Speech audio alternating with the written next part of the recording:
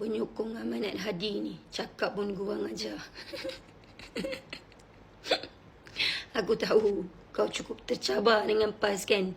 Tapi tak usahlah kau kaitkan parti orang lain dengan aku. Jangan libatkan parti orang lain dengan aku. Tak perlu ke? Tak perlu. Nampak sangat kat situ. Kau koyak dengan parti tu. Apa kena mengena Tuan Guru Haji Hadi dengan aku? Apa kena mengena? Apa kaitan? Kau nak libatkan dia orang dengan aku? Apa kaitan? Aku tanya kau. Cakap pun kurang ajar. Kau rasa orang yang komen dalam VTT aku tu berajar ke? Berajar ke? Ni binatang apa ni? Binatang apa? Ni panca indera paling berharga yang Allah bagi. Gunakan sebaik mungkin. Kau pergi buka, kau pergi tengok. Puak-puak kau komen apa benda? Kau nak suruh aku beradab dengan orang tak beradab ke?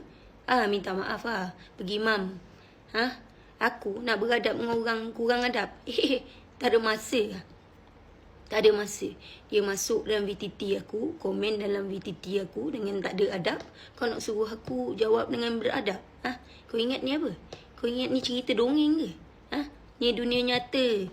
Kau ingat ni cerita dongeng bawang putih bawang merah ke? Orang buat jahat, buat selenga, tunduk, ikut je. Pergi mampus. Tak ada makna Tak ada makna. Engkau baik kena pijak weh. Takkan orang buat jahat, orang kata kau nak diam. Orang kata balik lah. Takkan nak kena jadi bodoh. Takkan kena pijak pun nak buat jadi selenga ubi lagi. Kau sebelum kau nak suruh aku beradab kan, kau suruh puak-puak engkau tu komen beradab. Kalau dia sendiri tak ada adab, kau nak suruh aku beradab. Kim salam minta maaf minta maaf.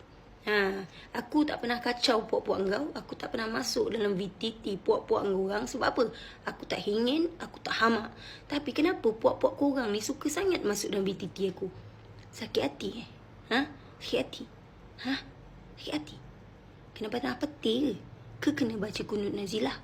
Ke kena talqin yang sakit sangat hati tu?